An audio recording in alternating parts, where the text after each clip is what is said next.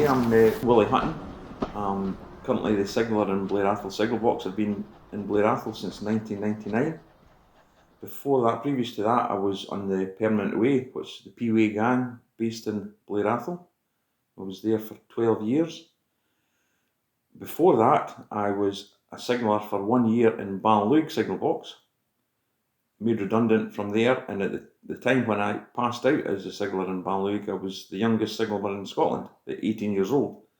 As I was led to believe, you had to be 21 before you could take on the job as a signaller, but maybe changing rules at the time, I don't know for that, but managed to get in through my father, who was also a signaller at the time. So that's a brief history of me. Still, as I say, currently working in Blair Atholl, 58 years old, and hopefully I'll see out my retirement in the signal box, but who knows. Stayed in Blair Atholl since I got married. Moved up to Blair Atholl, but originally from Killycrankie. I was born in Killycrankie, in the house that my mother and father stayed in, which is quite unique, being born in a small village rather than being born in Perth, in the hospital in Perth. So my dad was the relief signaller. He moved from Aberdeen down to Killycrankie, and he worked the signal box in Killycrankie, and then the relief post came up. So he worked from, from Stanley signal box all the way up to Dalnaspiddle. So that would be Stanley, Dunkeld, Ballinloig, Pitlochry, Blair Atholl, Cardiff, and then Dalnaspiddle. So we worked all those signal boxes at one time. Rather than each signal box will have, it's different now, but it was 8-hour shifts at that point. Now it's 12-hour shifts, so there's 4 to each box, 4 men, so there'll be 2 on, working 12-hour shifts, and then 2 will be off, obviously. But at that time it was different.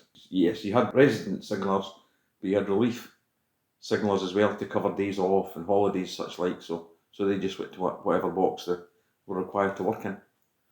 And I used to do a Saturday shift at Dalnacardiff signal box, which is obviously closed now. And I would go on a Saturday morning because it was a short shift, and go up to Dalnacardiff signal box and sit in the box for start at 8 o'clock till 12 or something.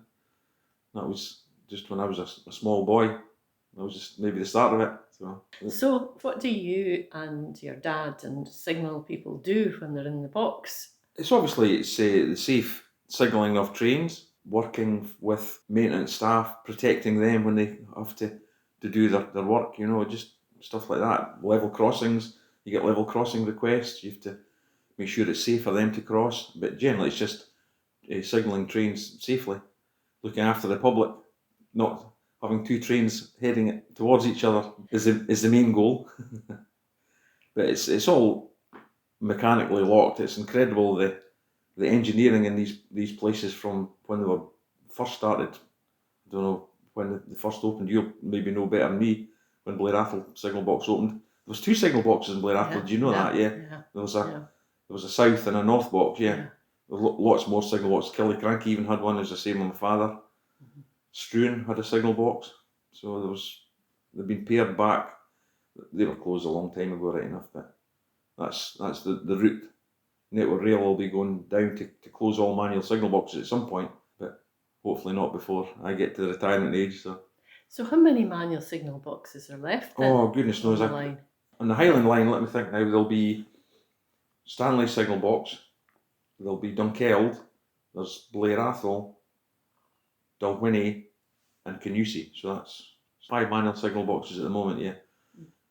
So, and then it works, well, you got Perth, which is a power box, works to Stanley, and then Canusie works now to Inverness. Aviemore and Pitlochry, they closed at the same time about 6 years ago, maybe. So why does a bigger station like Pitlochry not have one, but we do?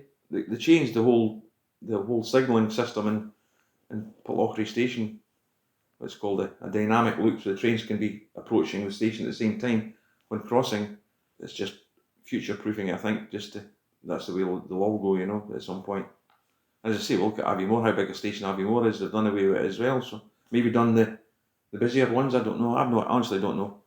Going back to what you do in the box, because I wondered if it was like a lighthouse keeper, where you have vast periods of time where you have nothing to do, but then there's activity and things Yes, you do have to do. yeah, that's correct. It does happen that way. Yeah, there's spells of, obviously you've got the lunchtime trains, and then you get a spell, and then it gets busier again about tea time. But generally, there's always something happening within an hour. There's always something going on. And as I say, in between that spells of no trains, you'll maybe have maintenance staff looking to go on and do their maintenance, whatever else. And then at night time, the last train that comes down will be the sleeper train from Inverness, and then the next one in the morning is the sleeper train coming back from London. So in between that, we've got about, what, let's say 8 hours. Then that's when they'll do their work during the night. So there's what's called possessions on. You give them the track, so it's their track. They can do what they want in that time, and then they give it back to you in the morning when they're finished, once they've completed their work, and then all the services start again. So you must have Wi-Fi in the box as well and everything, do you? No, there's nothing like that. No Wi-Fi. No, nothing at all. There's the railway obviously have their own. Well, it's BT for computers and such like, but no Wi-Fi, nothing like that. You're not allowed telephones. You're not allowed. We're finally allowed a radio, but years gone by there was nothing. Because it's a distraction.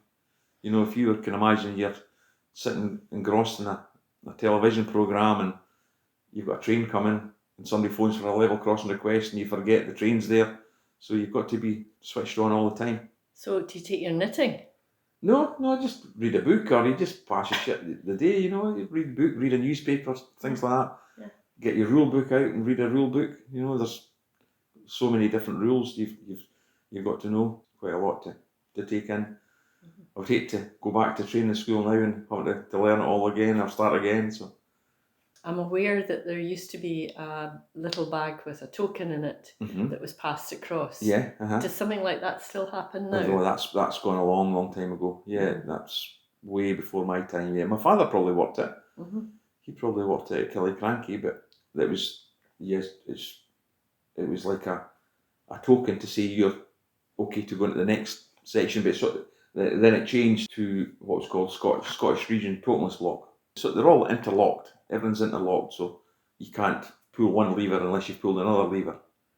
But that's great if everything's working correctly. But if you get problems, things going wrong, that's when you have to use the rules. You know, there's all different rules for passing signals at danger, which is taboo. It's very, very serious if it happens. If you're having to implement that, there's so much criteria that has to be in place before you can tell a driver, right, pass that signal at danger. If you imagine a single line, the signaller down in the other signal box tells a train at that end to pass a signal at danger, you do the same, and the single line, what's going to happen? So there's so many different rules and steps that have to be brought in before you can do that. That's only if there's a breakdown of the system, obviously. So has that ever happened in your time? Oh, it happens. It does happen, but not as bad as it used to. Thankfully, whether it's the new system they've brought in a new system from Blair Atholl. We now work down to Stanley signal box, believe it or not. So we bypassed Dunkeld. Stanley's pretty much the hub of the area just now. You've got Perth and then Stanley, but Stanley they've got a big responsibility. They're doing a lot more work than what we're doing. So we're working to them at the moment. And it's a new system that's been brought in, which is a lot better than the old system. The old system was getting pretty antiquated. So this new system, all computerised, it could be what you could sit in here on a laptop and work it. Believe it or not, it's that fancy now. Very good. So are you aware of any accidents that were either in your time or before your time? No, the only one I can remember. Oh, accidents. Yeah, well, I suppose there's somebody got hit in a level crossing down at Clune with a car. If I remember correctly, he hadn't phoned the signal box and tried to cross himself and gone into the crossing and seen a train coming and reversed. He didn't reverse far enough. The car was struck in the front of the car. He was okay. He survived it. We had a derailment at just outside Blair Atholl with a train hitting a tree. A tree was blown over. The train hit that and derailed. But apart from that, in this area, not much. The big derailment down at Palochry years ago with the train coming off it just outside Palochry. It got derailed because of broken fish plates. The two rails are joined together by fish plates. Both fish plates broke at the same time. and with the trains going over, it kept knocking the rails apart, and the train finally came off the line and derailed. It landed all down the embankment. I don't think there was any fatalities with that one again, thankfully. But So let's come back to, as a child, you went into the signal box with your dad. You can't imagine that happening today. No, probably not. No, I think at that time it was more localised railway. At that time, if the signalling managers at that time, if they said to somebody, "Do you know anyone's needing a job, wanting a job?" they could put them forward, and the signalling manager would interview them and take them on if they were favourable for the job. But the way it's going now, it's all has to go down to Glasgow or Edinburgh, and it's human resources, and so it's not that way anymore. It's not, oh, so and so's looking for a job, and okay, it doesn't work that way anymore. So unfortunately, so that loses the localised employing of people. When I started in the box, it was my father saying to signalling manager, "My son's looking for work."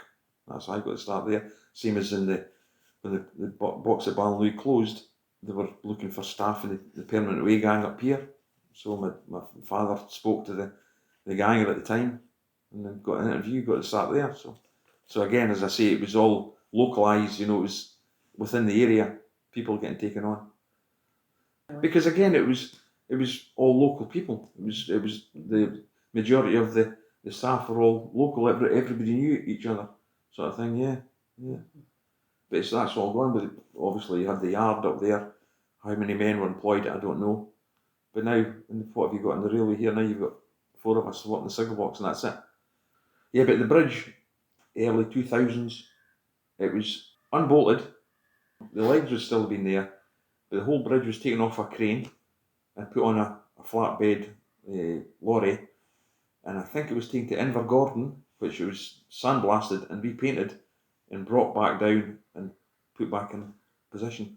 And there was a temporary footbridge put up at the time, so it was that old bridge had been looked after, and then they've left it to rust again like that. Other bridges had the lattice work on the treads, but that one was blocked off. The story is because the Duke of Atholl got it blocked off because he was worried that when he was walking up, people below the bridge could see up his kilt.